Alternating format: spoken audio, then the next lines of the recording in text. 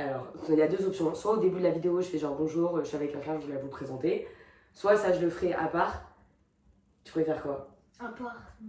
Mon roman a décidé que je ferais cette vidéo séparément, donc très simplement avec une qualité pourrie, et je vous prie de m'excuser. Pourquoi? Pourquoi aborder la maladie chez l'enfant, et notamment celle dont souffre Roman aujourd'hui. Le cancer, ce mot pourri, ce mot qu'on voudrait ne jamais prononcer. Parce que c'est un sujet qui me touche. Et Roman, de par sa personnalité, son courage, m'a touchée. Et je voudrais porter à la connaissance du plus grand nombre sous parcours et toute cette philosophie qui le rend tout simplement extraordinaire. Alors merci d'aller jusqu'au bout de cette vidéo et de partager autour de vous. Maybe we'll be okay. 1, 2, 3, top là! Know that you're coming Yeah! back home. Know that you're coming back home. Know that you're coming back home in the morning. I know that you're coming back home. T'as quel âge aujourd'hui, Roman? J'ai 12 ans, mais je vais avoir 13 ans en janvier. Tu peux me raconter un petit peu ton parcours jusqu'ici? C'est arrivé en mars, avril. J'ai commencé à avoir une petite douleur au genou. On va voir le docteur. Et le docteur, il dit, bon, ça va, tu grandis et tout. Et je commence à faire des entraînements de basket et tout ça. Je commence un peu à avoir mal, à avoir en plus, c'était ciblé. J'avais mal, mais pile à l'endroit du tibia, le milieu du tibia. D'accord. Donc on a commencé à aller faire une radio. Et sur la radio, sur le tibia, on voyait une tache noire. On voyait un truc qui allait pas. La radiologue, elle nous a dit d'aller faire un scanner. Et là, ça nous a plus approfondi la recherche. C'est-à-dire, en fait, il y avait un truc, mais on savait pas c'était quoi. Et la radiologue a appelé l'oncologue que j'aime tant, qui m'a soutenue, qui est une bonne oncologue. Elle a dit, l'oncologue, qu'il fallait faire une ponction au tibia. Oui. Donc on est allé faire la ponction. Et j'avais déjà à ce moment-là la béquille et le fauteuil. Oui, tu galérais déjà. Parce que je galérais déjà à marcher. Et là, le moment le plus fatidique, c'était quand on était devant l'oncologue et qu'elle m'annonce qu'il y a 2 tumeurs. La tumeur, la moyenne, celle que ça va, et la moyenne est la tumeur la plus forte. Et là, elle m'annonce que j'ai la plus forte. Donc bien sûr, papa, moi, puis il y avait ma soeur à ce moment-là. On était tous choqués, ça y est, c'est le drame, tu vas faire quoi? Enfin... T'as compris toi de suite? Au début, j'étais sous le choc, je me disais, ah oui, quand même, c'est choquant, quoi. Tu connaissais le mot cancer? Oui, je connaissais le cancer du sang ou tout ça, mais je pensais pas que... Ça arrive aux enfants? Ouais, voilà, je pensais pas que ça allait arriver aux enfants, et surtout à une partie ciblée où ça s'appelle tumeur, ostéosarcome, enfin... Je connaissais pas ces mots-là. Je suis ça en mars. J'ai commencé mes chimios fin avril.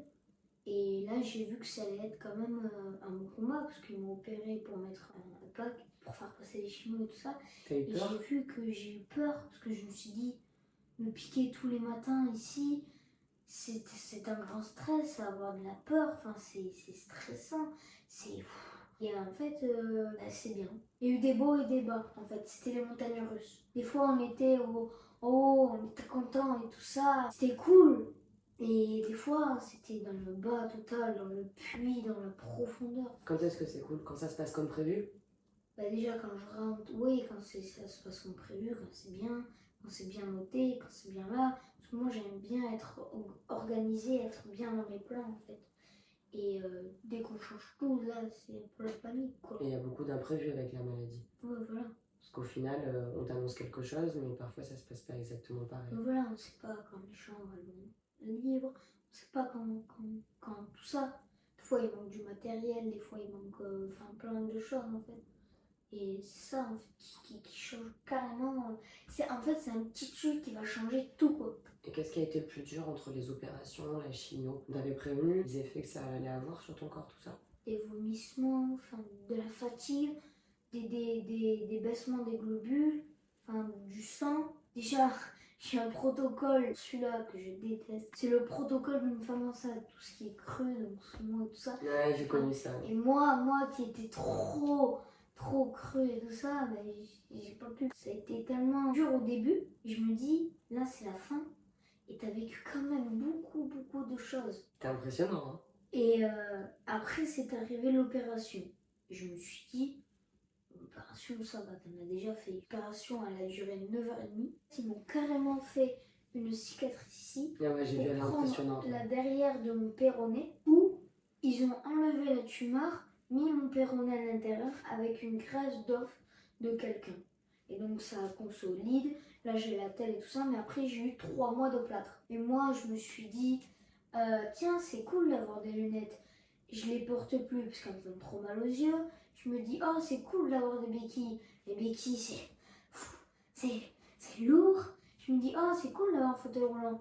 Bon, ça va, le fauteuil roulant ça va. Je me dis, waouh c'est cool d'avoir un plâtre.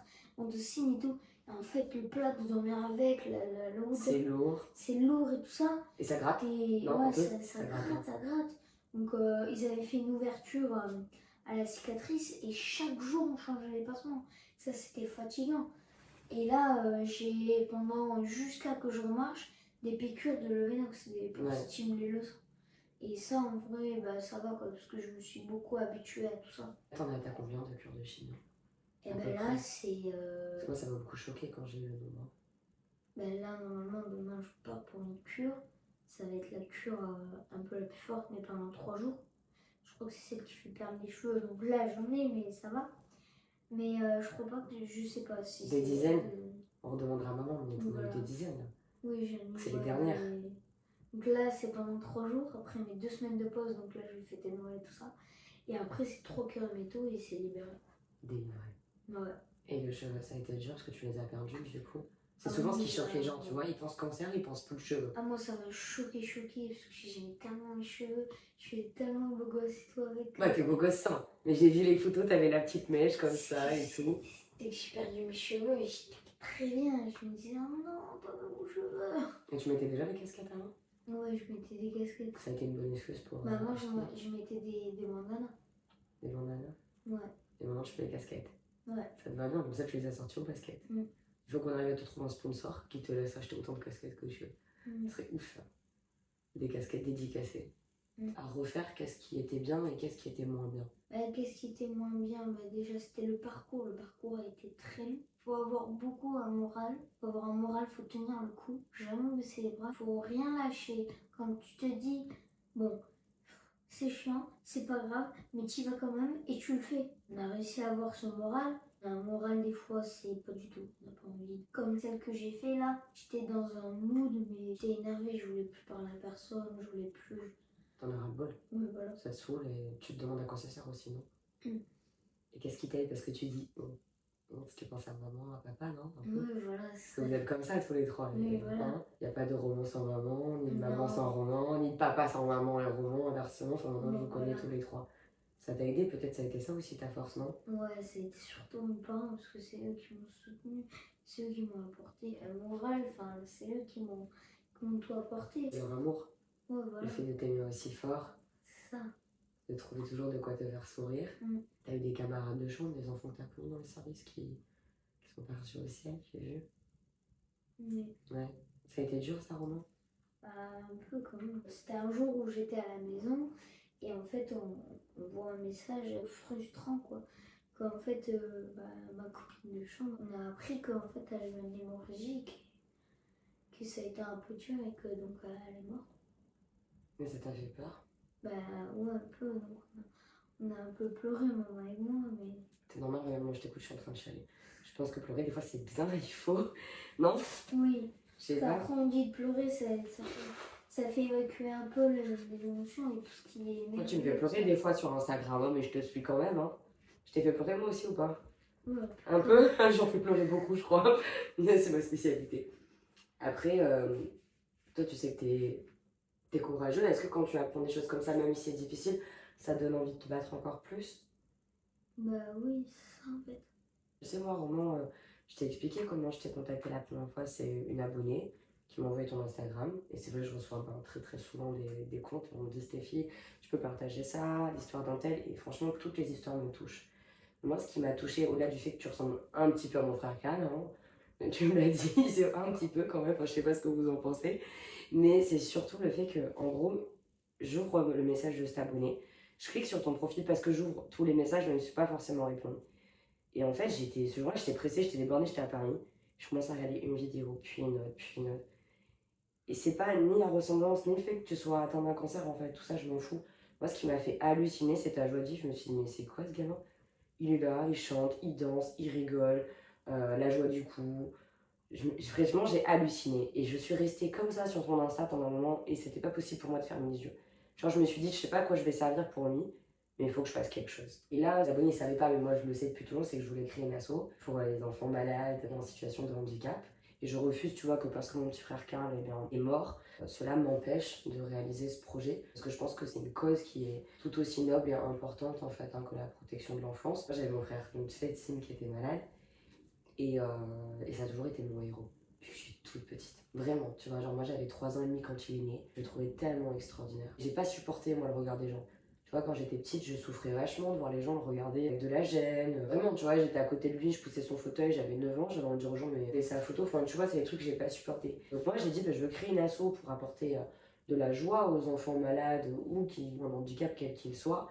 Et je veux, voilà, leur tendre une main d'une manière ou d'une autre, les aider à réaliser leurs rêves et soutenir aussi les fratries, parce que je sais que tu as une grande sœur, tu vois, et parfois c'est pas facile en tant que proche parce qu'on sait pas comment faire, parce que on a de la peine de voir la personne qu'on aime, on se sent impuissant. C'est ça, parce qu'en fait, ma soeur, elle m'a accompagnée pour une grosse chimio et elle a plus voulu m'accompagner parce qu'elle a vu que elle l'a touché au cœur et elle a vu que c'était pas. Enfin, que ça lui a fait peur, quoi. Elle a pas trop aimé, en fait.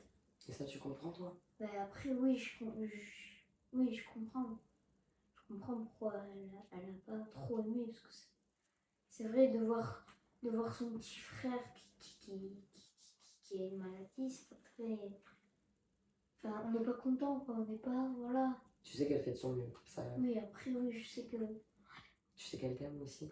Mm. Parce qu'elle t'aime très fort. Pour avoir du mal à voir ça, c'est qu'elle t'aime et parfois on fait ce qu'on peut et c'est trop dur. Tu sais, moi par exemple, avec mon frère qui était malade, moi j'avais pas de mal à être présente et proche.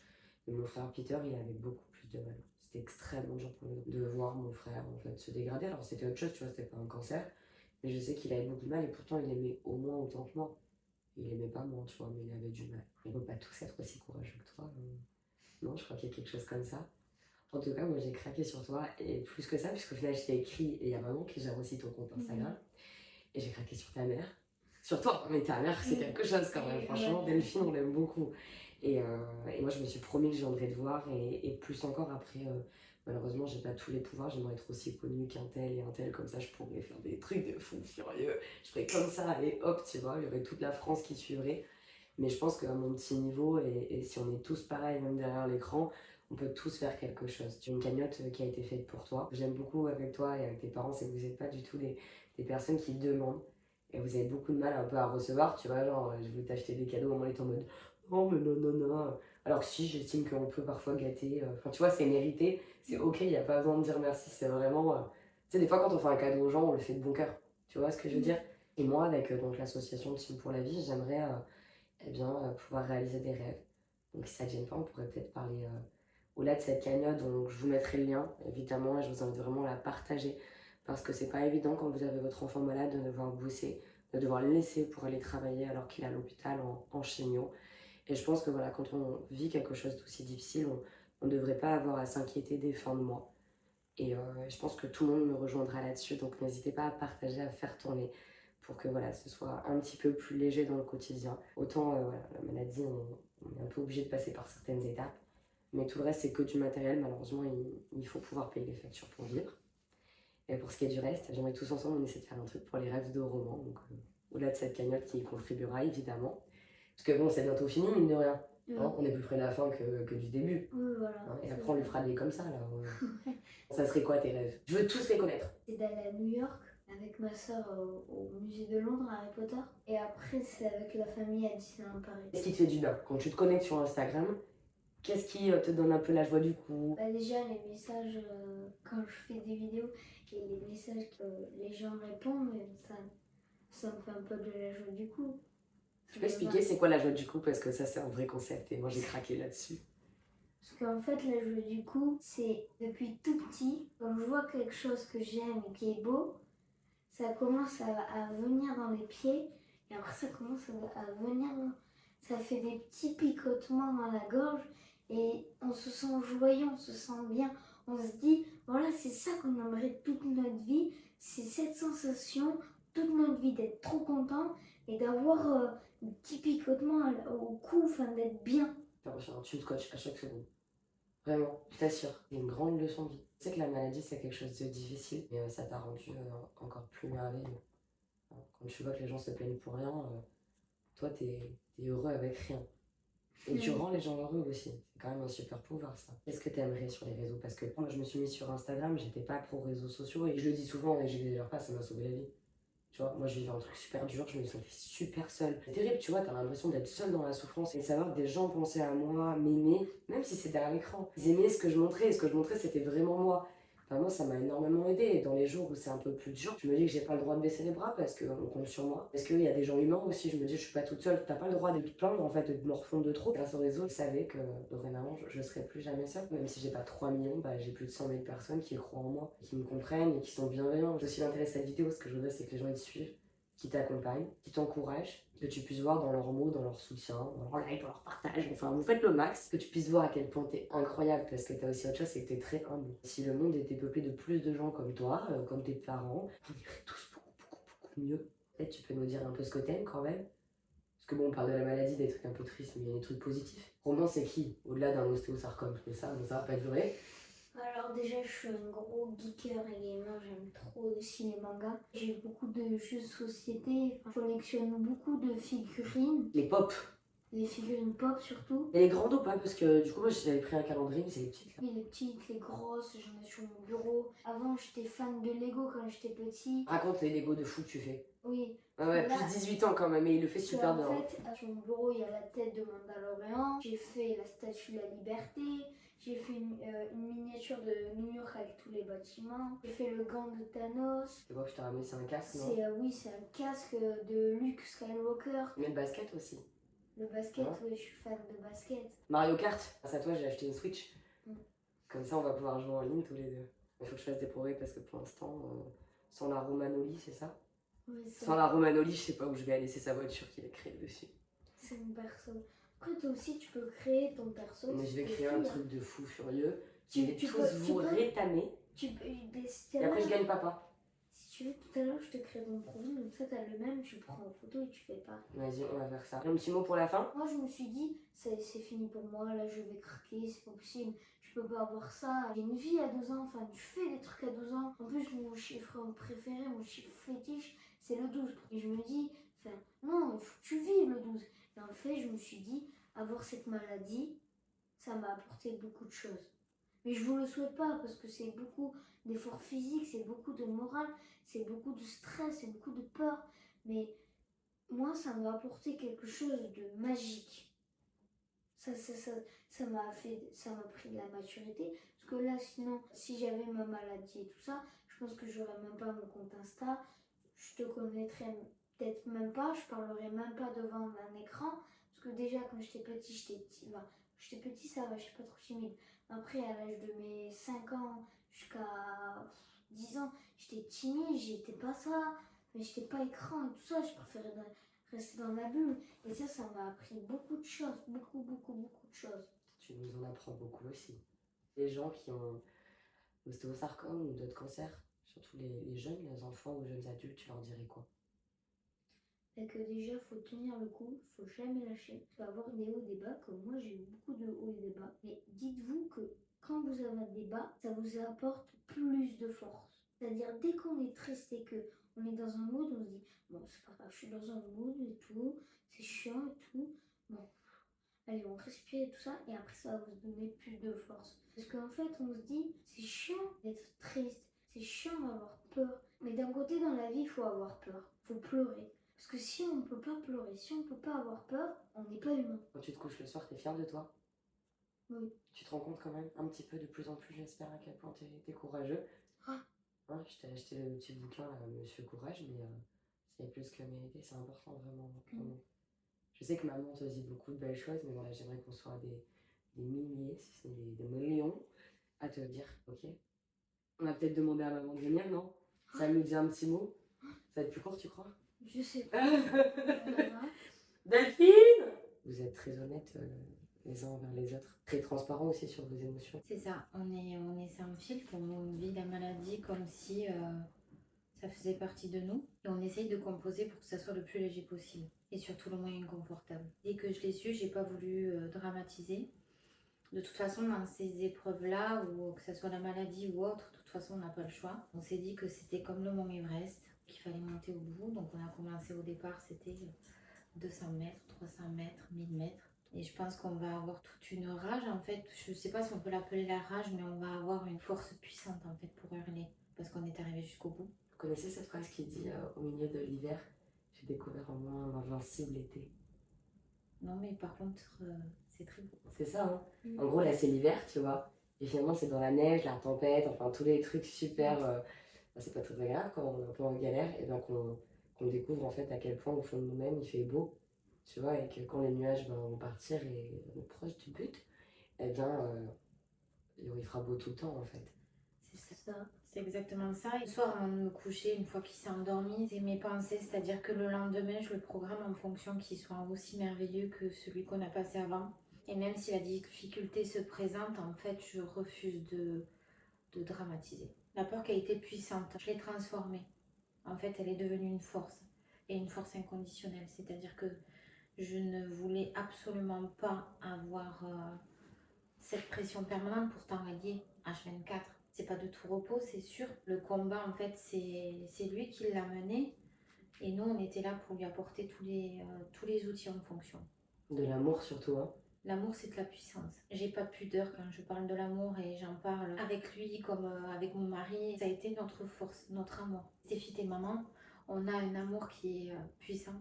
Mes enfants sont toute ma force. Regarde d'être une super maman, qu'est-ce que tu fais? Moi, je suis coiffeuse, mais je suis coiffeur créateur, donc je travaille dans le domaine artistique au niveau de la coiffure. Je vis les choses à 3000% et je le fais aussi dans mon métier comme dans ma vie privée. Et là, au niveau, la maladie, malheureusement, on ne peut pas dire que c'est sans conséquence. Hein, c'est pas le monde des bisounours là-dessus. Mais je sais que tu t'en fiches, c'est que pour Roman, il n'y a même pas de question à se poser. Maintenant, moi, en tant que tiers, parce que je trouve que quand on vit une épreuve comme celle-ci, on ne devrait pas avoir à se poser de questions. Ça, c'est mon avis, c'est ma position. Même si tu vas me tirer les oreilles, je m'en fiche. Mais mon but aussi, c'est de mobiliser les gens et qu'ils aident, parce que chacun à notre niveau, on peut toujours faire quelque chose pour les autres. Mais ça a quand même eu des conséquences. Parfois, c'est... Oui, des conséquences, il y en a eu, puisque j'ai été obligée d'arrêter de travailler 2 jours. En étant indépendante, c'est un petit peu plus compliqué. Ça a été des conséquences à tout niveau, même morale, physique. On panique en fait. On ne sait pas où c'est qu'on va, on ne sait pas comment entreprendre les choses. On est perdu et on essaye de se débrouiller par nos propres moyens en fait. C'est pour ça qu'avec Roman, on vise les 10K le lendemain de cette vidéo. Voilà, carrément. Voilà. Hein, et puis cette cagnotte, elle va tourner. Et après, moi, vous le savez, je vous souhaite le meilleur. Puis la prochaine fois que je reviens, je viendrai avec Nana. Comme ça, on fera des parties de Mario Kart. Je vais vous mettre en légende le compte Insta aussi de la maman de Roman. Je vous invite à partager, à sensibiliser, tutti quanti. Bisous. Salut.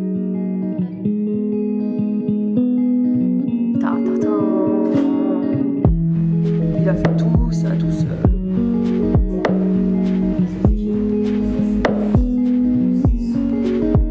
On l'arrête plus là. On va faire des lives sur les pop. Ça, c'est un doudou, mais... She's a Mona Lisa. Everyone's lining up to see her. She's a Mona Lisa. Everyone's lining up to see her. There must be something about her features.